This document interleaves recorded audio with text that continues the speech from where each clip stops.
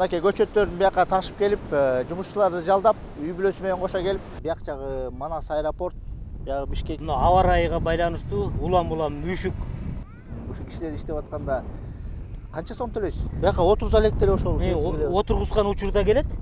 Анан жаш солкулдаган бутактарды дагы кыркып коет да. Тамчылатып суугарууну айтып атасыз да. Тамчылатып суугаруу. Могу биздин көрүүчүлөргө кичинекей бир мастер-класс кантип отургузуп аткан процессиңизди көрсөтүп кетесизби? Бул күрөктүн жардамы менен мындай кылып жүгүнүп атат да. Мынакей аяз көрүп алдың, Анан сен да помидор отургузат элем деп жүрбөгүнүң дагы. Амырын баз бекемдеп коюш керек. Отургузуп бүткөндөн кийин эле 1-2 күн аралыгында эле баазы дагы Россияныкына караганда баазы дагы арзан. Сапаты да жакшы. Мен мында помидор тиккенди биринчи жолу көрүп атырмын. Азыр биз бат тартып туруп биздер эле шамал болобуз азыр. Шамал болгула. Саламатсыңарбы, урматтуу, кадырлуу көрөрман, урматтуу дыйкандар. AgriLife KG YouTube каналы кызматта. Мен атым Аяз. Помидор боюнча кезектеги чыгарылышын даярдап атабыз. Билесиздер, бизде дыйкан бар. Помидор өстүргөн дыйканыбыз Сагыналов айке. Ошонун талаасына келдик. Бүгүн болсо мынакей көчөттөрдүн бияка ташып келип, жумушчуларды жалдап, үй бүлөсү менен кошо келип, бул жерден помидор отургузуп атыптыр. Бүгүнкү видеодон силер кандай суроолорго жооп ала аласыздар? Сагыналов айкеге кийинки суроолорду берем да. Негизи ушул Бишкектин тегерегинде Чүй областында кайсы маалда помидор отургузулат, ошону биле алабыз. Кайсы числолордо отургузулат. Анан зыянкечтери боюнча биле алабыз. Ошол көп жылдан бери отургузулуп аткан соң зыянкечтер менен кантип күрөшүп келатканын бир кичине кыскача маалымат берип кетет. Ошо жумушчуларын жалдап канча сом айлык берип аткан, канча сом күнүнө төлөйт, ошону да билебиз. Айтор дагы көп суроолорубуз бар. Мынакей могу талаада азыр иштеп атыптыр. Ошо жерге жанына барып, суроолорубузду берип, учурашып, ошону иштеп атканын көрүп келели. Жүрүңүздөр.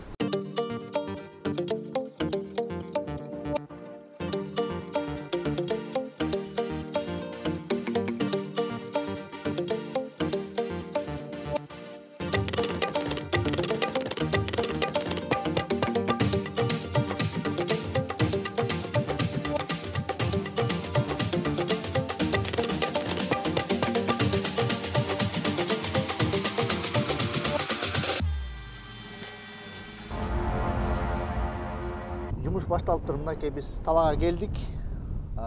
Бияк жагы Манас аэропорт, бияк Бишкек ортодо жайгашкан тала экен. Кичине шамал болуп атат. Сагыналов экен биз мурункуда айтып кеткендей эле серия кийинки чыгарылышын даярдап атабыз. Мынакей отургузган процессине келип жеттик. Азыр Сагыналов эке бизге бир нече суроого жооп берет. Анан өзү кантип отургузган процессин дагы бир сыра мындайча айтканда мастер-класс кичине көрсөтүп кетет. Анан эң биринчи Сагыналов эке, биринчи суроом бар сизге. Негизи помидор отургузуп аткан маалы качан ушу Чүй району жакта Бишкектин тегерегинде кайсы маалда отургузуп келет? Анан сиз кайсы маалда отургузчу элеңер? Ошону көрүүчүлөргө айтып коесуз. Ооба. Ассаламу алейкум дыйкандар, урматтуу дыйкандар, көрүүчүлөр. Эми бул помидордун көчөттөрүн биз апрель айынын биринчи 10 күндүгүндө баштап эле отургузулуп баштайт.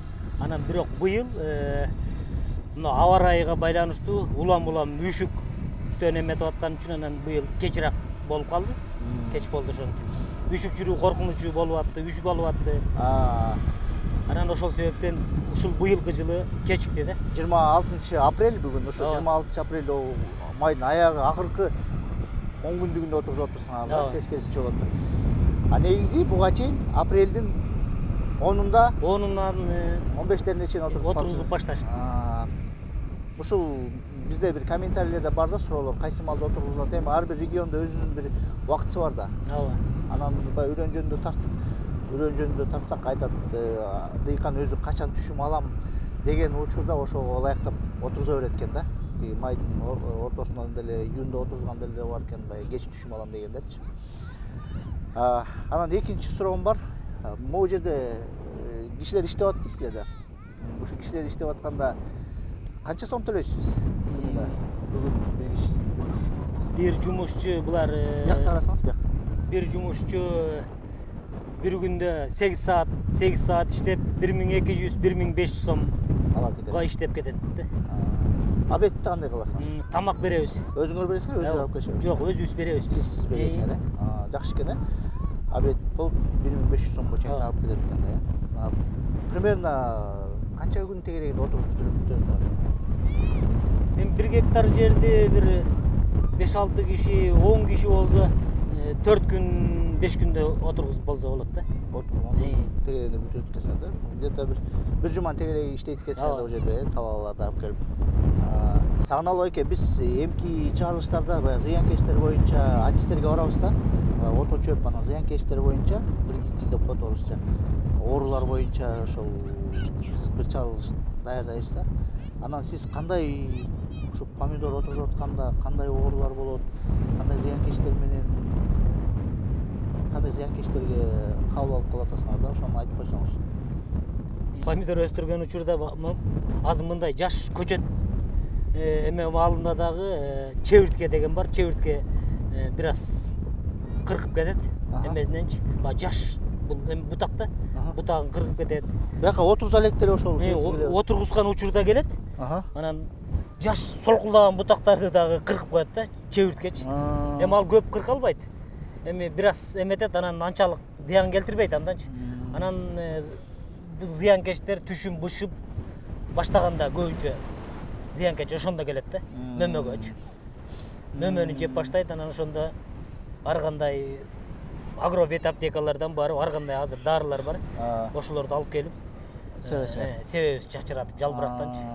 Бул ошо пайда болгондо баштайт экенсиң. Ошондо улам-улам гүлдөгөн учурдан баштап эле берип турабыз да. Буну деген сиз адистердин кеңеши менен жасап атасыңарбы же? Жок, албетте агрономдун эмеси менен да. Дарыны бергенде дагы 3 баскыч менен, 3-4 баскыч менен деп атат да. Эң биринчи дары бергенде эле слабыйынан баштагыла деп атат да. Слабыйынан баштап, андан кийин анан улам жогорулатып, бир бергенде бир эле түрлүү дарыны бергенге жарабайт да. Себеби ошол эле зыянкеч адаптация. Ошол дарыга үйрөнүп алат да. Өлбөй коет да кийинчи. Адаптация деп коет. Адаптация. Ошол эле зыянбы же дагы толтурабы оорулары? Эми башка дагы оорулары бар, эми жана фитопороз деген, анан жердеги жетишпеген азыктардан ооруйт. Эми ошолорду бериш керек да, минералдык азыктарды бериш керек. Суун убагында карап, жакшы кам көрсө анан жакшы болот да. Ото чөп көп болот аябай. Ото чөптөн кетме менен жумшартып, анан культивация, трактор менен культивация тартып, анан кетме менен да жумшартып. Анда да жумушчулар келишти. Жумушчулар менен. Капельный орошение боюнча бир маалыматыңыз барбы? Азыр сиз биякта көргөндөй биякта капельный орошение жок экен да. Эми сиз келечекте баягы колдоном деген максаттар барбы? Ошого кандай маалымат бересиңер? Тамчылатып суугарууну айтып атасыз да. Тамчылатып суугаруу пайдалуу, үнөмдүү, жакшы деп айтышат да. Бирок ошо акырындык менен ошого суу маселеси болуп жаралып атпайбы жылдан жылга. Ошо тамчылатып суугарууга өтсө болот да. Тамчылатып сууарма боюнча азыр ошо анча-мынча номерлер жазып алдым. Ошолордун даректерин сурап, маалыматын алабыз, адистерден, жана жасап аткандардан, сатып аткандардан маалымат алабыз. Бул жерде тамчылатма сууарманын бир гана убакыт үнөмдөө эмес, акчаны деле үнөмдөгөнгө мүмкүнчүлүк берет экен. Анан жанагынтип суу менен кошо алып келген зыянкеч ооруларды деле ошолорду профилактика кылат экен.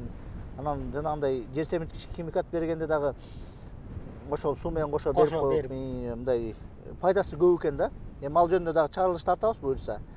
Биздин каналдын максаты ошол да, дыйкандарга жардам, кийин келечекте көбүрөөк түшүм алыш үчүн ошол технологиялар өнүгүп атпайбы? Ошолорду тартабыз. Теплицалар боюнча да тартабыз. Теплицаларды кантип өстүрүш керек, кандай малда боюнча. Ошон үчүн урматтуу көрүүчүлөр, катталып коюңуздар, суроолоруңорду жазгыла. Анан могу жерде кишилер иштеп атат. Сиздер баягы киши жалдагандан тышкары өзүңөр үй бүлөңөр келип да иштеп атабы же бир гана жалданган кишилер иштеп атабы? Жок, үй бүлөбүз менен келип чогуу. Үй бүлө менен жумушчулар. Үй бүлөңүздөн болгондо ким болуп келип атасыңар? Келинчегим келет. Үйдө кызым бар бүгүн дагы. Ал да келди. Обедтериңер өзүңөр даярдайсыңар? Обедти үйдөн бышырып келет, болбосо бул жактан деле бышырып. Ошокко жасап коесуңар да? Дайындап ушактан чогуу чаран эле баарыбыз тамактанып алып кайра жумушубузду уланта беребиз. Келечекте күнөс канада өстүрөм деген максат коюп келатасыңарбы? И ошол өстүргөнгө кандай маселелер болуп атат? Азыр ошол эң эле биринчи жылытма маселеси болуп атат да, туурабы? Же негизи андан да башка көйгөйлөр барбы? Андан башка көйгөй теплицада помидорду өстүрүү үчүн биринчи жер маселеси. Ал 1 жылдык болбойт да, 1 жылга арендага болбойт, бир көп жылга жер болуш керек ан үчүн. Биринчиден жер болуш керек. Анан экинчиден теплицаны куруп, анан жылытпай ошо июнь айларында үрөнүн таштап, ноябрга чейин жылытпай эле күндүн энергиясы менен теплицада помидор өстүрсө ошол болот экен. Мен ошону эме кылып атам да, иликтеп. Кудай буйрса жакын арада күнөс каналарга деле өстүрөбүз деген ниетибиз бар буюрса. Жакшы. Эми азыр Сагыналуу байке, могу биздин көрүүчүлөргө кичинекей бир мастер-класс кантип отургузуп аткан процессиңизди көрсөтүп кетесизби? Макул, Жүргүлө. Эми аяз биринчи бул пленка жерге жаткызылгандан кийин, даяр болгондон кийин муну казыктар менен уяча кылып дайындайбыз. Тешилет балдарчы. Тешкенден кийин ичине суу куюп. Тешкенде канча тереңдикте тешесиз? Тешкенде ошо бир 8-10 сантиметр тешилет да. Ооба. Анан уянын ичине суу куюлуп, себеби суу карганга чейин аралыкта 8-10 күнгө чейин дагы жашап турат да. Биякта өсүп турат. Анан бул мынагу баштыктардын ичине кичинекей стаканчиктерге өстүрүлүп келген көчөттөр. Анан буну сыйрып алабыз. Сыйрып алып туруп, анан бул уяга салып, топурак менен көмүп, минтип уяга отургузгандан кийин ушул эле жердин жээгинен нымдуу топурактан алып туруп, бул күрөктүн жардамы менен мындай кылып базып, мынакей отургузуп коебуз. О жерде азыр шамал болуп атат Сагыналуу байке. Отургузганда булар назик болуп турат да. Туурабы, тамыры назик өзү. Ама кулап калып атышат да. Эчтеке болбойбу бул? Булар эми шамалга, булар ийилчек болуп атат, ийилип шамалга эметип атат. Жүгүнүп атат да эми. Анан кийин шамал токтогондо өзүнө келет. Кайра эле өзү түтүстүрүп калат, э? Ооба, анчалык деле андай шамал. Биякта дайыма шамал ушундай болуп турабы же бүгүн эле ушундай болуп Жок, бүгүн силер келген гана шамал эмес. Шамал алып келген экенбиз да биз, э? Ооба. Шамал менен кошо келип турбуз да. Азыр биз баттарып туруп биздер эле шамал болобуз азыр. Ооба, шамал болгула. Дагы уянын ичине суудан куябыз. Уянын ичинечи.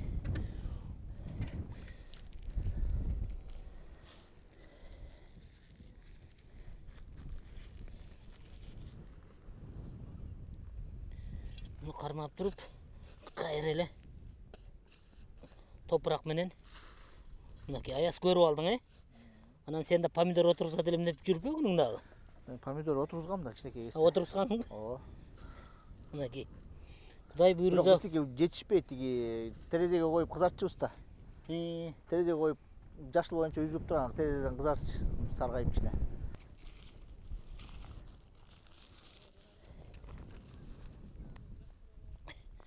Мынакей дагы отургузабыз.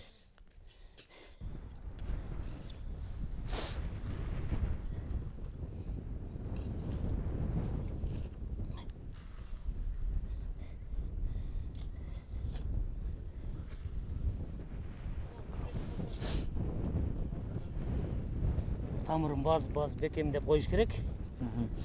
Могу мисал үчүн жаңы отургузуп баштаган кишилер кандай каталарды көп кетирет? Сиз башында отуруп атканда бир каталарды кетирчү элеңер ушундай отуруп атканда? Эми бул ката кетиргискенде баягы суу куйбай, суу ичпей, учурунда суу ичпей кургап калышы бар. Ошон үчүн түбүнө суу куюп жашап турганга чейинчи. Суу койгонго чейин, арыктан агызып келип суу койгонго чейин ушинтип уянын ичине суудан куйган жакшы да. Ошо эң маанилүү нерсеси ошол экен да, э? Муну буяка бул отургузулуп бүткөндөн кийин суу бергенге чейин бир жолу культивация. Трактор менен культивация жүргүзүлүп, анан кийин отургузулат. Культивация кайсы отургузуп бүткөндөн кийин кайсы аралыгында отургузасыз? Отургузуп бүткөндөн кийин эле 1-2 күн аралыгында эле культивация культивация жасап түбүн жумшартып, анан арык ашып кетсе, анан суу карганга жакшы ыңгайлуу болот да. Жанагы жер семиткичтерди кайсы маалда берип алдыңар? Биогумусту тиги алдыгы стаканчиктер менен кошо аралаштырып берип берсиңер. Аяка бердиңерби эме? Бул биогумус, ал биз суу карганда эме кыргыз гумат менен суу карып эме кылып келдим. Кыргыз гуматты ошол ар бир стаканчик кезинде эле сугаргансыз гумат менен. Ошол жакта. А могу отургузгандан кийин дагы гумат берилеби? Гумат берилет. Канча жол бересиңер? Гумат бышканга чейин бир 6 жолу, 4-6 жолу берем. Жалбырактан азыктандырып, тамырынан бышкан, мөмө байлап баштаган мезгилде ошол эле гуматтын гумат кейжинин фосфор плюс кальций деген бар да. Ошондон берем, ал ошо мөмөгө кетет да. Мөмөнүн бышып жетилишине, жакшы вид, жакшы чыгышына, мөмөлүү болушуна ошол жардам берет да. Кайсы аралыктарда болуп калат ошо гуматтын берген убактыңар? Бир бергенде ошо 20 күн аралыгында, 20 күн, 30 күн аралыгында. Андан кичине ылдамыраак жаш мезгилинде жалбырактан бергенде кичине ылдамыраак 15 күн деп берип коесуңар, аралыгында берем. Анын зыяны эле жок да. Ал зыяны жок, ал пайда гана берет. Пайда гана берет. Мурун өзүнүн өлчөмүндө колдонуш керек. Канча жыл болду ушул гуматты менен колдонуңузга? Гуматты колдонгонума аз эле жыл болду, 2 жыл болду. Кыргыз гуматты. Ага чейин гуматы жок көстүрүп жүргөндөн кийин ага чейин Россиядан келген ар түрлүү ошондой гуматтарды колдонуп жүрдүк да. Анан гуматты биз мен таанып билип калгандан кийин бул биздин өзүбүздүн ата мекендик өндүрүш экен. Ошондон алып баазы дагы Россияныкына караганда баазы дагы арзан. Анан кийин сапаты да жакшы. Биздин жерлерге дагы ылайыктуу келет экен. Эми гумат, урматтуу көрүүчүлөр, гумат боюнча дагы маалымат беребиз, чыгарылыш даярдайбыз. Балким бир чыгарылыш эмес, бир 2-3 чыгарылыш болуп калышы мүмкүн да гумат боюнча. Ал боюнча дагы маалымат беребиз. Азыр могул иштеп аткан процесстерди кичине тартып алалы. Ооба. Анан дагы эң негизги, мисалы үчүн помидор өстүрөм деген кишилер ушинтип баштаганда кандай кеңеш бересиздер? Кеңештериңер кандай болот? Мисалы үчүн силер деген азыр үйдөн алып келдиңиздер да, бия канча көчөттөрдү алып келип, кантип кандай кыйынчылыктар болот? Ошо кеңештериңерди айтып койсоңуз. Эми биринчи эле помидор өстүрөм деген киши эң биринчи жер тандаш керек. Жерди тандап, ошол помидорго ылайыктуу, сууга жакын, помидор өзү сууду көп талап кылган өсүмдүк. Жерди тандоо керек. Андан кийинки экинчи үрөөн. Үрөөн жакшы сорттогу үрөөн алып, анан айдап өстүрүп, ошону мээнет кылып карап, эметсе өзүрөн көрөт. Могу иштеп аткан кишилерге мындай өзүңүз үйрөтүп эметесизби? Балким билбей калган нерселер болуп калабы? Булар иштеп аткан жумушчуларга айтып да турабыз, анан булар дайым эле иштеп жүргөн кишилер билет өздөрү бүт эле. Өздөрү эле отургузуп, өздөрү кылып. Сиз ушул жерде талаада иштеп атпырсыз? Могу помидорго канча жыл болду ошо ушинтип помидор тигип атканыңыздарга? Жок, мен бул сагынаалым дозу болом. Мен мында помидор тиккенди биринчи жолу көрүп атырмын. Илгери биз мындан азыр 2010 жылга чейин дыйканчылык кылат элекпиз, бирок грунтовка айдайт элек. Мындайды биринчи жолу көрүп атырмын. Илгери мындайды биз 98 жыл кийинде каристер ушинтип эгет эле. Бирок дарбыз эгет эле. Бирок мына системаны мен биринчи жолу бүгүн жардам берип койчу дегенден келип ушу жардам берип тигип атабыз, бирок мен биринчи жолу көрдүм. Сиз мондай ачыкей бир кол деп коет орусча. Ушу менен казык менен тешик кылып атпырсыңар. Ушу казыктын канча тереңдикте тешик кылып атасыз? Тешик бул где-то бир 5-10 сантиметр чукур кирип атат. 5 сантиметр. Аралыктарын мындай аралыгы 55-тен 60-га чейин. Мындай көз болжол менен эле, бирок муну ченеген эч ким жок. Көз болжол менен эле уруп атабыз ошону иншалла. Рахмат сизге чоң. Ушундай маалымат берип атасыз. Анан дагы келип баягы силер айтып койсоңор, отойбуз, суарабыз. Эң башкысы биз түшүм, силер Кудай буйрса жакшы түшүмгө жеткенде ошол мезгилин тартабыз да. Ошол жакшы түшүмгө агроном байкелер айткандай 35 тоннадан ашык алганда ошо алышыңарды каалайм ошончо. Мынакей эмгек кылып атасыңар, элге жумуш берип атасыңар, мынакей иштеп атышты элдер. Акча деле аз эмес экен, абетинде берип атпырсыңар. Ишиңерге ийгилик, чоң түшүм, көп түшүм алыңыздар. анан жакшы саткыла. Ошол негизгиси. Рахмат сизге. Рахмат. Ийгилик ишиңерге.